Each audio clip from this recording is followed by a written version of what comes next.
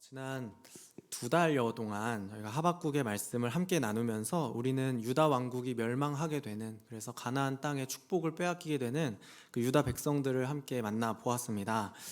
이스라엘 백성들이, 유다 백성들이 하나님께서 주신 그 축복, 가나안 땅의 축복을 빼앗기게 되는 그 역사적인 배경 가운데에서, 또 구약 성경을 이해하는 그 배경 가운데에서 신명기라는 책은 굉장히 중요한 말씀을 우리에게 주고 있습니다. 왜냐하면 하나님께서 말씀하셨던 그 율법과 순종과 불순종의 그 법칙들, 축복과 저주의 법이 이 신명기 안에서 우리에게 계시되고 있기 때문입니다. 그래서 이 신명기라는 책을 통해서 우리가 하나님의 말씀에 순종하고 또 불순종하는 그 규칙들과, 또 하나님께서 우리에게 율법을 통해서 전달하고자 하시는 그 메시지를 함께 나누려고 하는데요. 이 신명기라는 책은 모세가 기록했다고 전해지는 그 성경의 맨 첫 5권의 책 가운데에서 마지막 책입니다. 이 신명기라는 이름의 뜻은 거듭 명령한 글이라는 의미를 가지고 있습니다. 이 후대의 이스라엘 백성들을 다스릴 왕이 지켜야 되는 그 삶의 규칙으로 율법의 복사본을 준비하라는 말씀에서 비롯된 그런 의미입니다. 신명기 17장 18절부터 19절 말씀인데요. 그가 왕위에 오르거든 이 율법서의 등사본을 레위 사람 제사장 앞에서 책에 기록하여 평생에 자기 옆에 두고 읽어 그의 하나님 여호와 경외하기를 배우며 이 율법의 모든 말과 이 규례를 지켜 행할 것이라. 아멘. 18절에서 나와 있는 이 율법서의 등사본이라는 이 단어에서 신명기라는 책의 제목이 정해지게 되었습니다. 이스라엘 왕은 율법서의 원본대로 다른 종이에 그것을 본떠서 기록하고 또 평생을 자기 옆에 두고 읽을 책임과 의무가 있다는 것을 하나님께서 가르치고 계십니다. 율법서의 사본이라는 의미를 가지고 책의 제목을 거듭 명령한 글, 두 번째 율법이라는 뜻의 듀터로노미라고 영어 제목이 정해지게 되었습니다. 우리가 2명이 나와서 노래를 하거나 연주를 하는 팀을 듀엣이나 듀오라고 부르잖아요.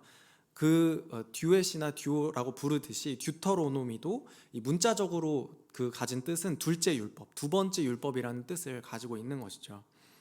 그런데 이 두 번째 율법이라고 해서 이스라엘 백성들에게 각각 내용이 다른 2개의 율법이 주어졌다는 의미는 아닙니다. 하나님께서 시내산에서 모세를 통해서 주셨던 그 율법을 요약하고 또 재확인하면서 새롭게 갱신한다는 의미의 두 번째로 보는 것이 훨씬 도움이 됩니다. 이처럼 신명기라는 책 안에서는 이전에 모세를 통해서 선포되었던 그 언약, 시내산에서 선포되었던 율법의 내용을 되풀이하고 또 확장하기도 하면서 새롭게 갱신하는 그런 내용들이 기록되어 있습니다. 그렇다면 하나님께서 이 모세를 통해서 이스라엘 백성들에게 주신 그 언약을 다시 한 번 더 갱신하고 두 번째로 주셔야 했었던 그 이유는 무엇일까요? 왜냐하면 지금 이 신명기를 받고 신명기의 말씀을 받는 이스라엘 백성들에게는 자신에게 주어진 그 오늘의 현실을 이해해야 할 필요가 있었기 때문입니다. 그 G.O.D라는 그룹의 길이라는 노래가 있는데요. 그 노래 가사에 이런 가사가 있습니다. 내가 가는 이 길이 어디로 가는지, 어디로 날 데려가는지, 그곳은 어딘지 알 수 없지만 오늘도 난 걸어가고 있네. 나는 왜 이 길에 서 있나? 이게 정말 나의 길인가? 이 길의 끝에서 내 꿈은 이루어질까? 이런 가사가 있는데요. 신명기에서 이스라엘 백성들은 지금 이 G.O.D의 길 안에 가사에 있던 그 질문을 자기에게 지금 되물어야 할 필요가 있는 것입니다. 요단강 건너에 가나안 땅을 눈앞에 두고 모압이라고 하는 그 평야지대에서 모세가 이 말씀을 선포한 이유는 이스라엘 백성들에게 지금 이 길에 서 있는 이유를 알려줄 필요가 있었기 때문입니다. 이스라엘 백성들은 광야에서, 그리고 광야에서 모압 평지에서 자신의 삶의 현실을 이해할 필요가 있었기 때문입니다. 나는 왜 이 길에 서 있나? 나는 왜 광야에서 떠돌아다니고 있는가? 왜 나의 부모 세대들은 강대국이었던 애굽, 그 이집트를 버리고 미련하게 이 광야를 선택한 것인가? 우리 민족의 오랜 지도자로 서 있는 이 모세라는 사람은 누구인가? 왜 저 사람의 말을 순종하고 따르고 지켜야 하는 것이 우리의 삶에서 중요한가? 무엇을 위해서 우리는 지금까지 살아온 것인가 하는 오늘의 질문에 이스라엘 백성들은 대답을 들어야만 했기 때문입니다. 이 모압 평지에 서 있는 이스라엘 백성들에게 그 이유를 설명해 줄 부모 세대, 시내 산에서 처음 율법을 받았던 그 세대는 광야에서 다 죽고 남지 않았습니다. 그러나 오늘 나의 현실을 이해하지 못한 채로 다가올 미래, 약속된 미래를 준비할 수는 없기 때문에 이스라엘 백성들은 자신의 오늘의 현실, 자신의 삶을 이해하기 위해서 과거를 통해서 현재를 이해할 필요가 있었기 때문입니다. 또한 이제 이집트에서 이스라엘 백성들을 끌고 나왔던 그 모세라는 지도자는 곧 죽을 날을 얼마 두지 않고 있었기 때문에 모세가 경험한 하나님, 이스라엘 민족을 향한 하나님의 계획, 하나님께서 나타나셨던 그 계시들, 그 모든 것을 모아서 정리할 필요가 있었습니다. 하나의 리더십이 교체가 될 때 권력이 이양되는 그 과도기를 겪게 되는데요. 다음 지도자인 여호수아가 모세의 리더십을 계승하기 이전에 모세는 반드시 하나님과의 언약이 체결되었던 그 내용을 글로 남겨서 여호수아에게 전달할 필요가 있었던 것입니다. 신명기는 이러한 배경 가운데에서 기록된 책입니다. 가나안 정복을 앞둔 이스라엘 민족은 모든 것을 광야에서 배운 세대입니다. 이집트에서 노예로 살던 삶, 이집트에 내린 10가지의 재앙, 수백만의 조상들이 바다를 가르고 마른 땅을 밟았던 그 경험, 시내산에서 모세를 통해서 주신 하나님의 율법, 그 모든 것이 그들에게는 부모 세대를 통해서 배운 경험이고 전달받은 경험입니다. 그런데 이제는 그들이 광야에서 가나안 땅으로 이민을 준비하고 있습니다. 새로운 삶의 경험, 새로운 삶의 방식을 준비하면서 이스라엘 민족은 조상들이 하나님과 체결했던 언약, 그 계약 관계를 새로운 시대에 맞추어서 새로운 언어로 반복하고 재확인하면서 자기 정체성을 공고히 할 필요가 있었던 것입니다. 사람의 나이가 40살이 되면 그 나이를 불혹이라고 부른다고 합니다. 이 불혹이라는 단어는 공자가 논어에서 나는 40살에는 세상의 이치를 이해하고 미혹되지 않았다고 말한 것이 굳어져서 40살을 불혹의 나이라고 부르게 된 것이라고 하는데요. 미혹이라는 단어는 무엇에 홀려 정신을 차리지 못함, 정신이 헷갈려 갈팡질팡 헤맴이라는 뜻을 가지고 있다고 합니다. 그런데 40살이 되어서는 세상의 도리를 분명하게 알게 되고 어떠한 일에도 미혹되거나 의심하지 않고 흔들리지 않는 그런 나이가 되었다는 의미입니다. 이스라엘 백성들은 벌써 광야에서 부록이 되었습니다. 광야의 40년 동안 그들의 몸이 광야를 갈팡질팡 헤매기도 했지만 그들이 광야를 헤매게 된 이유는 결국 그들의 마음과 그들의 뜻이 공고하게 서지 못하고 하나님을 향한 그 믿음이 갈팡질팡한 데에서 비롯된 것입니다. 그러나 여러분, 이제 이스라엘 백성들 앞에는 새로운 과업이 주어졌습니다. 새로운 삶의 터전을 바라보고 있고 그것을 차지하기 위한 정복 전쟁을 앞두고 있는 것입니다. 물론 그들의 몸이 가나안 땅에 정착하는 것도 중요하지만 그것보다 먼저 선행되어져야 할 것은 그들에게 정말 중요한 것은 그들의 영혼이, 그들의 믿음이 하나님께로 정착되는 것입니다. 그들의 영혼이 하나님께 온전히 정착되어서 어떠한 미혹에도 흔들리지 않는 믿음, 가나안 땅에서 새롭게 주어지는 그 삶의 현실에도 흔들리지 않는 그 믿음을 가지는 것이 이스라엘 백성들에게는 훨씬 더 중요한 일이었던 것입니다. 그런 의미에서 신명기의 말씀은 불혹을 위한 말씀인 것 같습니다. 가나안 땅을 정복하는 과정에서 찾아오는 어려움과 고난에 미혹되지 않고 가나안 땅에 들어가서도 하나님의 축복을 받는 그 현장에서도 하나님과의 관계에서 미혹되지 않을 믿음을 위한 말씀인 것입니다. 신명기는 그 믿음이 하나님과의 올바른 관계에서부터 출발한다고 말합니다. 하나님과 나와의 관계를 분명하게 세우는 것이 우리의 믿음이 정착하고 약속된 땅을 차지하기 위한 준비라는 것이죠. 오늘 우리 신명기 말씀을 처음 나누는 우리에게도 하나님의 말씀을 통해서 하나님께서 우리와 주권적으로 맺으신 그 언약, 우리가 마음을 다하고 뜻을 다하고 힘을 다하여 지킬 하나님과의 언약을 다시 한번 세우게 되는 그런 은혜를 누리시는 저와 여러분 되시기를 주님의 이름으로 축복을 드립니다. 또한 그래서 우리의 삶이 세상에서 미혹되지 않을 그 믿음을 세우는 은혜, 그 은혜가 저와 여러분 가운데 있기를 주님의 이름으로 축복을 드립니다. 먼저 우리가 신명기 말씀에서 찾을 수 있는 첫 번째 진리는 하나님의 은혜는 절대로 포기하지 않는다라는 것입니다.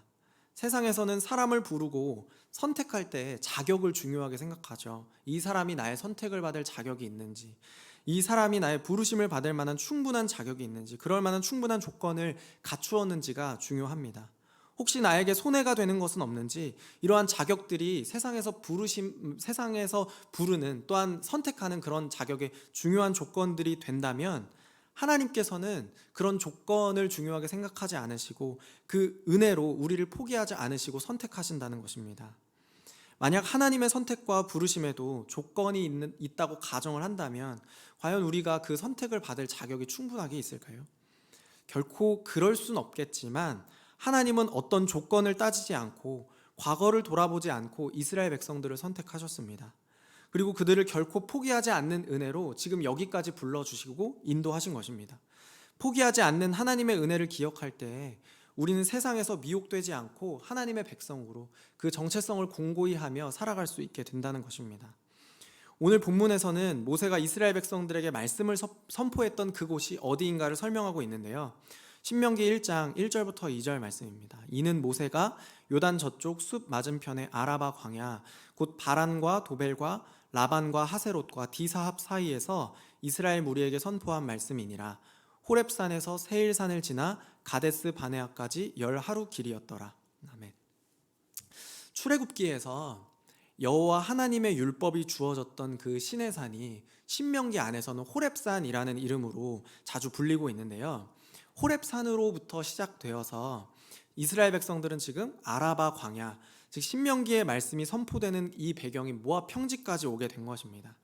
아라바 광야가 어디인지를 설명하기 위해서 1절에는 그곳이 바란, 도벨, 라반, 하세롯, 디사합 사이라고 기록을 하고 있는데요.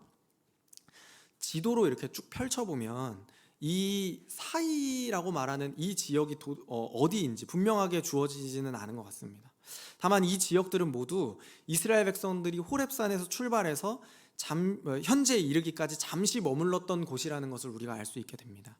그러니까 1절과 2절의 말씀을 통해서 이스라엘 백성의 오늘, 이 요단 저쪽에 서 있는 그 오늘과 40년 전 과거의 시내산을 연결해주는 그 역할을 하고 있는 것이죠. 때로 과거의 일들을 회고하면서 찬찬히 되짚어보는 것은 주어진 오늘을 이해하고 해석하는 데 도움을 줍니다. 이스라엘이 지금 자신의 현실을 깨닫고 직면하기 위해서는 과거에 일어났던 일들을 반드시 되짚어 보아야 한다는 것인데요. 그렇다면 왜 지금 이스라엘 백성들이 40년 동안 광야에서 미혹되는 것처럼 이리저리 혼란스럽게 그 자리를 옮겨 다녀야만 했을까요? 그것은 하나님께서 시내산에서 모세를 통해서 이스라엘 백성들과 언약을 맺은 그 이후에 이스라엘 백성들이 하나님께서 맺으셨던 그 언약 관계에 대해서 끊임없이 의심하고 불순종하고 미혹되었기 때문입니다. 민수기 14장 34절 말씀입니다. 저희 같이 한번 읽어보겠습니다. 너희는 그 땅을 정탐한 날 수인 40일의 하루를 1년으로 쳐서 그 40년간 너희의 죄악을 담당할지니 너희는 그제서야 내가 싫어하면 어떻게 되는지를 알리라 하셨다 하라. 아멘. 여러분 2절 말씀에서 호렙산에서 가데스 바네아까지 10하룻길 정도밖에 되지 않는 거리라고 설명을 하고 있습니다. 그런데 지금 이 이스라엘 백성들은 불필요한 길을 지나서 지금 다시 하나님과의 언약을 재확인하는 자리까지 오게 된 것입니다. 언약을 갱신하는 상황, 언약을 재확인하고 다시 한번 그 언약 관계로 들어가는 그 상황에서 중요한 것이 있다면 그 이전에 그 언약을 맺는 그 당사자가 그 언약을 성실하게 이행했는지가 중요한 조건일 것입니다. 가끔씩 이제 축구 같은 스포츠 경기를 보다 보면 감독들이 계약 그 기간을 다 채우지 못하고 경질되는 그런 상황을 볼 때가 있습니다. 기대했던 성적과 또 만족스러운 그 결과들을 내지 못할 때에 감독을 교체하는 것이죠. 조금 이른 시기에. 이스라엘 백성의 현재를 곰곰이 생각해 보면 하나님의 눈으로 바라보았을 때, 또 사람의 눈으로 바라보았을 때에는 이스라엘 백성들은 경질되어야 마땅한 감독인 것처럼 보입니다. 왜냐하면 하나님과 이스라엘 백성들이 맺었던 그 언약 관계를 충실하게 이행하지 못했고 또 계속해서 의심했고 불순종하는 그런 모습이 이스라엘 백성들에게 있었기 때문입니다.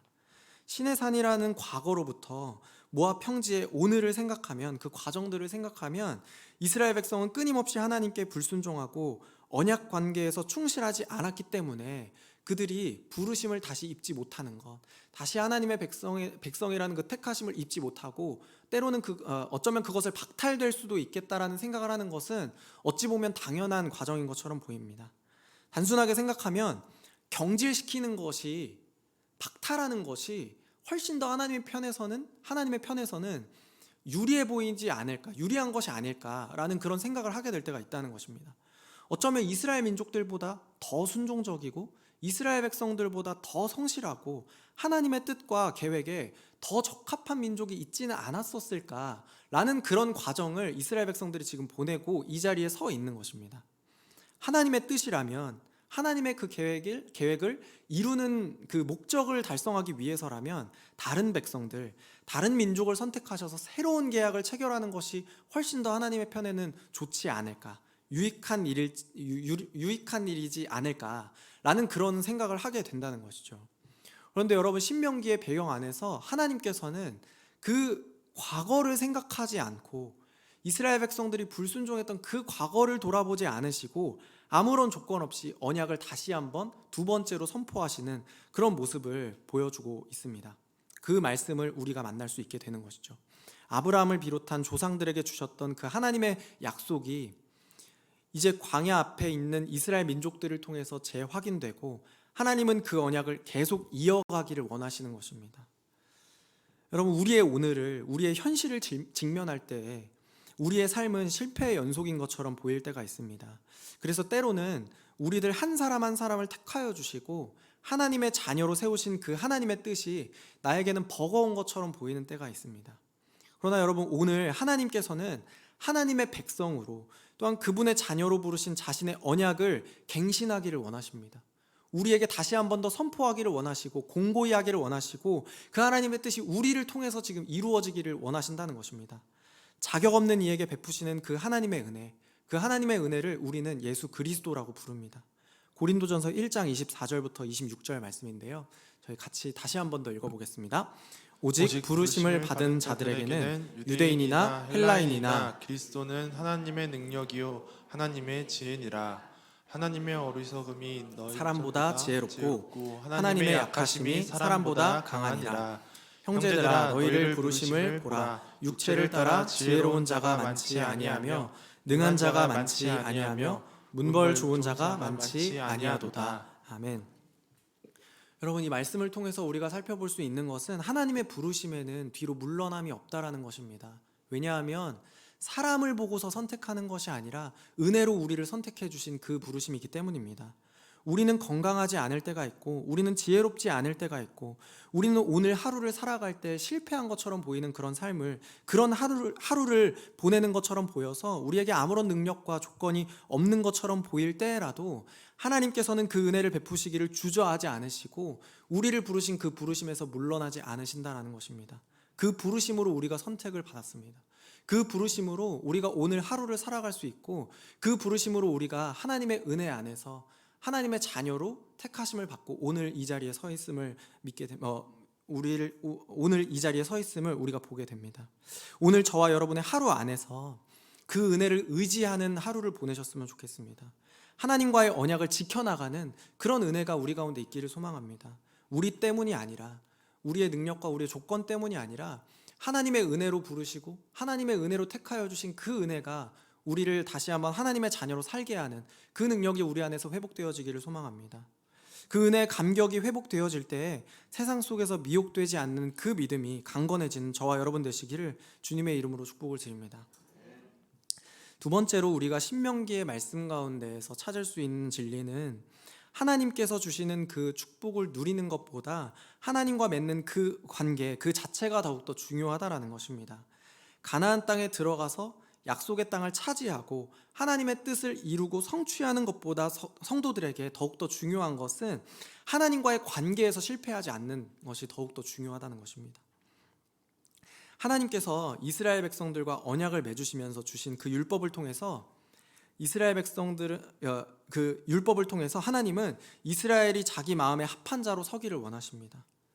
오늘 우리의 삶에서도 하나님은 우리의 외모보다도 중심을 더욱더 중요하게 여기시는 분이라는 것을 기억하고 또 하나님과의 관계를 지키는 것, 하나님께서 우리에게 주신 축복들을 온전히 누리는 것보다 하나님과의 관계에서 우리에게 주는 그 은혜를 누리는 것이 훨씬 더 중요하다는 것을 기억하는 것이 우리에게 더 중요하다는 것이죠.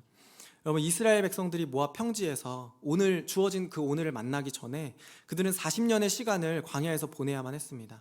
근데 2절 말씀을 다시 한번 보면 그 말씀 안에서 그 광야를 지났던 그 40년의 거리가 사실은 40년 걸릴 만한 그런 거리는 아니라는 것을 우리에게 알려주고 있습니다. 신명기 1장 2절부터 3절 말씀인데요. 호렙산에서 세일산을 지나 가데스 바네아까지 10하룻 길이었더라. 40째의 11째 달 그 달 첫째 날에 모세가 이스라엘 자손에게 여호와께서 그들을 위하여 자기에게 주신 명령을 다 알렸습니다. 여러분, 11일 정도 되는 거리라고 이야기를 하는데요. 많이 잡아서 이동하는데 한 달 정도 걸리는 거리라고 할지라도 이스라엘 백성들이 지났던 그 40년과 10하룻 길이 걸리는 그 길, 그 시간이 너무나 많은 차이가 있죠. 왜 이렇게 많은 시간이 필요했을까요? 이스라엘 백성들이 지금 주어진 오늘을 만나기까지 왜 이렇게 많은 시간들을 보내야만 했을까요? 출애굽에서부터 신명기에 이르기까지 이스라엘 백성들에게는 어떤 목표가 있었는데 그것은 땅에 관련된 목표였습니다. 이스라엘 백성들이 목표로 삼은 것은 하나님께서 그들에게 약속하신 땅인 것이죠. 신명기 1장 8절 말씀인데요. 내가 너희의 조상 아브라함과 이삭과 야곱에게 맹세하여 그들과 그들의 후손에게 주리라 한 땅이 너희 앞에 있으니 들어가서 그 땅을 차지할지니라. 땅이 하나님께서 약속하신 것이죠. 이스라엘 백성들은 조상들에게서부터 약속받은 그 땅을 목표로 해서 지금 이집트를 빠져나왔고 광야를 지나서 지금 여기까지 오게 된 것입니다. 그런데 하나님께서 그 과정을 바로 가지 않게 하시고 돌아서 가게 만드시는 거예요. 하나님의 명령이라는 것을 생각하면, 하나님께서 그들에게 주신 약속이라는 것을 생각하면 빨리 이루어지는 것이 훨씬 더 좋지 않았을까라는 그런 의문이 있거든요. 그런 질문이 생기거든요. 왜냐하면 이 이스라엘 백성들에게도 좋지만 하나님 자신에게도 어떻게 보면 약속이 빨리 이루어져서 증명하는 것이 훨씬 더 좋지는 않을까라는 그런 인간적인 질문이 생기는 겁니다. 하나님께서 정말 이스라엘 백성들을 통해서 일하시는구나. 하나님께서 이스라엘 백성들을 지키시는구나.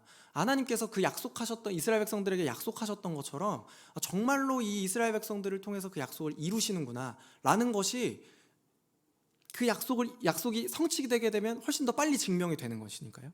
즉각적으로 깨닫고 그 일들을 통해서 오히려 열방을 향한 하나님의 뜻이 더 빨리 이루어지진 않았을까라는 그런 의문을 가지게 되는 것입니다. 여러분, 하박국 말씀을 통해서도 우리가 살펴봤던 그런 의문인 것 같아요. 하박국이 가졌던 의문처럼 유다 왕국이 바벨론에게 멸망하지 않고 평화를 누리는 것이 오히려 더 낫진 않을까. 이스라엘 백성들이 광야에서 방황하지 않고 약속의 땅으로 승승장구하면서 들어가는 것이 오히려 하나님께도 이스라엘 백성들에게도 더 나은 일이 아닌가라는 그런 질문을 하게 되는 것이죠. 여러분, 그런데 하나님께서 그렇게 하지 않으신다는 것입니다. 하나님께서 그들을 광야에 두신 이유, 40년이 지나고 이제 와서 다시 율법을 갱신하고 이제 와서 가나안 정복을 하게 만드시는 그 이유, 여러분, 그 이유는 바로 가나안 땅에 들어가서 정복하고 그곳에 정착하는 거, 그게 하나님의 목적이 아니기 때문입니다. 이스라엘 민족이 해야 하는 일이 그냥 가나안 땅 정복하는 일로 마무리되어서는 안 되는 것이기 때문입니다. 이스라엘 민족들은 하나님의 축복을 누리는 것보다 하나님과의 관계 안에서 행복을 누리는 것, 그것이 훨씬 더 중요합니다. 신명기 6장 4절부터 5절 말씀인데요. 이스라엘아 들으라. 우리 하나님 여호와는 오직 유일한 여호와이시니 너는 마음을 다하고 뜻을 다하고 힘을 다하여 내 하나님 여호와를 사랑하라. 아멘. 여러분, 하박국에서도 우리가 살펴보았지만 하나님께서 정복하라, 차지하라 이렇게 말씀하셨던 그 가나안 땅에서 유다 백성들은 다시 쫓겨나게 되는 것을 우리가 볼 수 있습니다. 왜냐하면 하나님과의 관계에서 실패했기 때문입니다. 신명기 말씀에서 우리는 하나님과의 관계를 지키는 데 필요한 율법들을 만나게 됩니다. 하나님께서 이스라엘 백성들을 억압하고 불리하게 만드시기 위한 그런 율법과 규례가 아니라 그 율법을 통해서 지켜내야 할 하나님과의 관계를 알려주시는 그 말씀들을 만나게 됩니다. 성도 여러분, 우리도 세상 가운데에서 살아가면서 이 은혜의 관계를 지키며 살아가는 지혜가 있기를 축복을 드립니다. 하나님의 말씀을 지키면서 우리에게 순종하면서 누릴 수 있는 그 복은 다른 그 어떤 세상의 복이 아니라 하나님과의 영원한 사귐 안에서 누리는 그런 축복, 하나님께서 우리와 함께 하신다는 그 축복, 하나님께서 우리의 삶에 여전히 동행하시고 그 어떤 상황과 어떤 환경 가운데에서도 우리를 버리지 않으신다는 그 은혜의 관계를 재확인하는 그런 축복이 저와 여러분 가운데 회복되기를 주님의 이름으로 다시 한번 축복을 드립니다. 우리가 신명기를 통해서 얻을 수 있는 세 번째 지혜는 우리가 누리고 있는 그 하나님과의 관계를 다음 세대에게 온전히 넘겨줄 책임이 있다라는 것을 깨닫는 것입니다. 자기 백성을 향해서 포기하지 않으시고 베풀어 주시는 그 은혜로 누리는 이 언약의 관계는 우리 각 사람을 통해서, 저와 여러분 한 사람 한 사람을 통해서 다음 세대로 넘겨져야 한다는 것입니다. 신명기 1장 3절부터 5절 말씀입니다. 40째 해 11째 달 그 달 첫째 날에 모세가 이스라엘 자손에게 여호와께서 그들을 위하여 자기에게 주신 명령을 다 알렸으니 그때는 모세가 헤스본에 거주하는 아모니 왕 시온을 쳐 죽이고 에드레이에서 아스다롯에 거주하는 바산 왕 옥을 쳐 죽인 후라.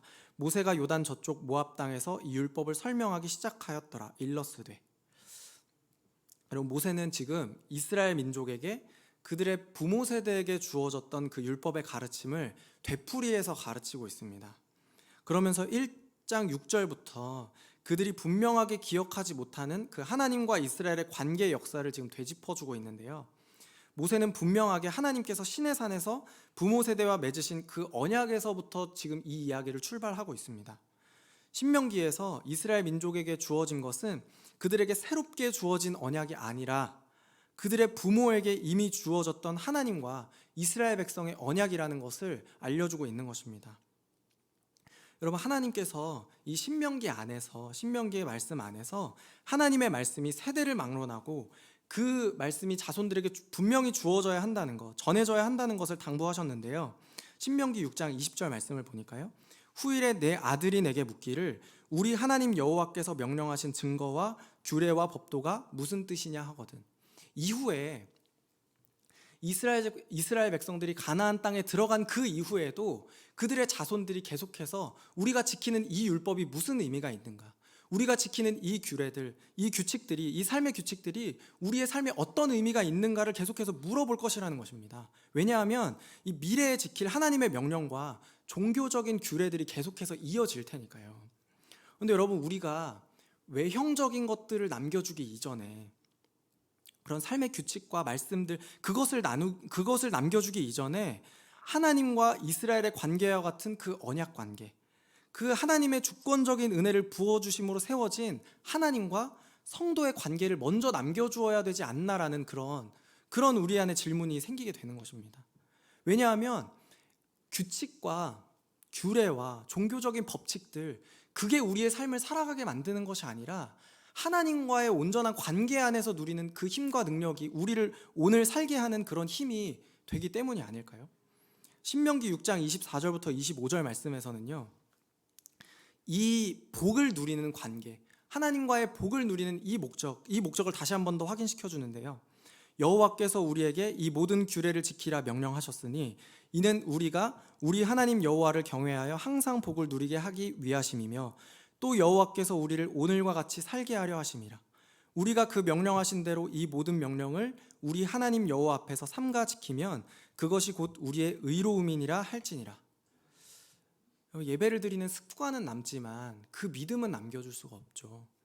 내가 어려서부터 교회를 다니고 공동체 안에서 항상 무엇인가 했었다는 그런 기억들은 남겨줄 수 있지만 하나님을 인격적으로 만나는 그런 경험들, 그건 내가 남겨줄 수 없는 것이죠. 그렇기 때문에 우리는 우리의 믿음의 다음 세대를 향해서 내가 경험했던 그 하나님을 계속해서 계승하면서 알려줄 필요가 있는 것입니다.